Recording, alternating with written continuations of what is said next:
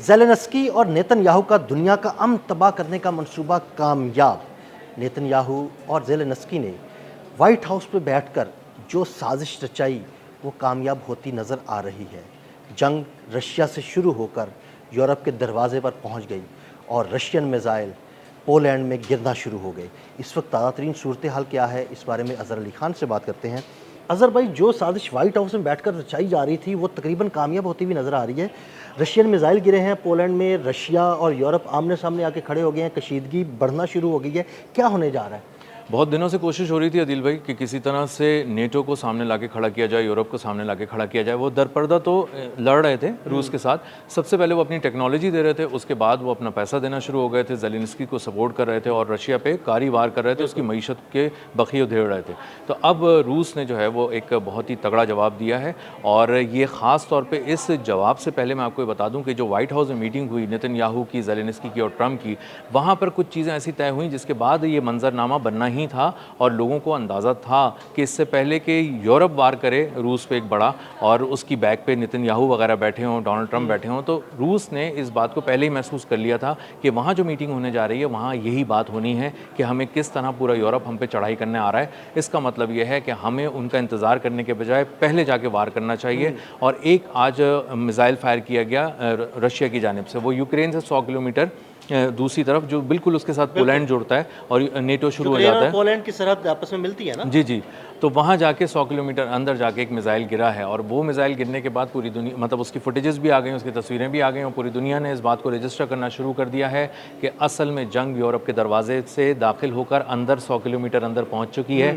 और अब ये कहाँ जाएगी इसका अंदाज़ा आने वाले दिनों में बहुत ही क्लियरली हो जाएगा। उसकी वजह यह है कि इसका कहीं ना कहीं जवाब यूरोप देगा और जब वो जवाब देगा, और रशिया बिल्कुल तैयार बैठा है, वो ना सिर्फ 2 गुना बल्कि बज़ाहिर 3 गुना शिद्दत के साथ हमला करेगा और यूरोप के जो दरवाज़ा है पोलैंड, वहाँ से इनको रगड़ता हुआ, घसीटता हुआ, मारता हुआ आगे की तरफ लेके जाएगा। और यही वो जगह है पोलैंड जहाँ पर ये अपने आप को मजबूत करने की यूरोप कोशिश कर रहा है, क्योंकि उसको पता है कि अगर यहाँ से फिसल गए मामलात तो वो जाके यूरोप के दूसरे ऑब्वियसली वो यहाँ पे मजबूत करने की सबसे बड़ी बात ये है कि क्योंकि ये यूरोप का दरवाज़ा है और रशिया अगर यूरोप में घुसेगा तो इसी जगह से घुसेगा। बिल्कुल ऐसे ही है। और इसीलिए बहुत सारी बातें ये भी शुरू हो गई हैं, आपके गैर मामूली किस्म की मशक़ें हो रही हैं। बिल्कुल, इस बारे में आपसे यही पूछना चाह रहा था कि ये बात, खबरें भी सामने आई हैं कि गैर मामूली किस्म की मशक़ें भी हो रही हैं और कोई 3 लाख के करीब जो फ़ौजी हैं रशियन आर्मी के, वो इंडक्शन के लिए तैयार बैठे हुए हैं। बिल्कुल ऐसे ही है। असल में इस वक्त रशिया ये तैयारी कर रहा है कि अगर ग्राउंड पे जाके हमला करना पड़ा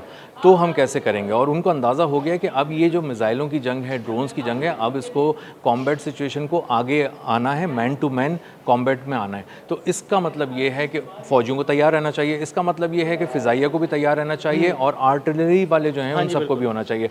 तो इस वक्त टैंक्स, तोपखाना, फ़िज़ाइया कैसे हमले करेगी, इन सब की एक जॉइंट और कोलैबोरेशन करके एक तरह की उन्होंने वहाँ पे की हैं, मशक़ें की हैं। और मशक़ें करके उन्होंने कुछ ऐसे आदाब को निशाना बनाया जो उन्होंने ख़ुद ही तख्लीक किए थे। तो एक मॉक सेशन किया गया है, एक्सरसाइजेस की गई हैं और उसमें बहुत कामयाबी से निशाना बनाया गया है कि अगर नेटो के साथ जंग हो गई तो नेटो किस दरवाज़े से अंदर आएगा, हम कैसे उस पर जाके हमला करेंगे। तो फ़िज़ाइया के Su-30 तैयारे जो हैं उनके कई तैयारों ने उसमें हिस्सा लिया और कौन से मिसाइल्स को इस्तेमाल करना है, कैसे करना है, आदाब क्या होंगे। अगर वहाँ पर नेटो की फ़ौज आ गई ज़मीन से और हमने उसके साथ मुकाबला किया तो वो बिखर के अगर उन्होंने हमला किया तो कैसे होगा, एक जगह जमा होकर किया तो कैसे होगा।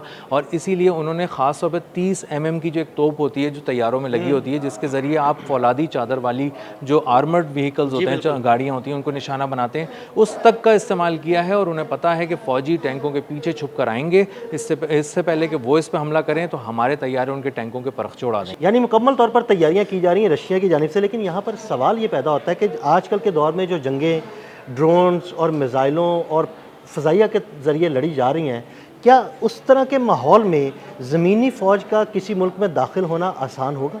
आसान नहीं होगा, यकीनन चैलेंजिंग होगा, लेकिन इस बात को रूस अच्छी तरह समझ चुका है कि हमें ज़मीनी फ़ौज उतार के अब ज़मीनों पे कब्ज़ा करना शुरू करना है ताकि हम दुश्मन को पीछे धकेलना शुरू करें। और वो जो एक हमारे सरहद से शुरू होती है बात, मतलब बिल्कुल हमारे दरवाजे से मारना पीटना शुरू करते हैं वो लोग और ड्रोन हमले शुरू करते हैं और आगे हमारे आवाम को भी निशाना बना रहे हैं, वो सिलसिला ख़त्म हो, हम आगे जाके किसी जगह कब्ज़ा करें ताकि हमले वहाँ पर हो रहे हों, हम उसको किसी तरह से मैनेज कर सकें और रशिया को यानी एक बफर जोन कायम हो जाए। जी, एक रशिया रशिया और यूरोप के दरमियान में एक बफर जोन कायम हो जाए, और वो बफर जोन तो फिर यूक्रेन की सूरत में ही हो सकता है अगर रशिया यूक्रेन के मुख्तलिफ इलाकों पर, पहले तो उसने कुछ इलाकों पर कब्जा किया हुआ है, मजीद इलाकों पर कब्जा करे और बिल्कुल यूरोप तक पहुँच जाए। दो बहुत इंपॉर्टेंट इलाके हैं जो एक का नाम है डोंबास और एक का नाम है कॉन्स्टेंटिनोवा।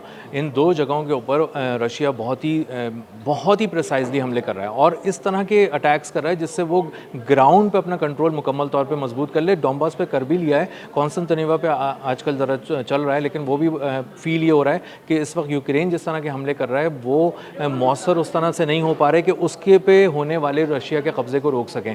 तो ये इस बात को अच्छी तरह समझ चुका है रूस कि हमें ज़मीन लेते हुए आगे जाना पड़ेगा।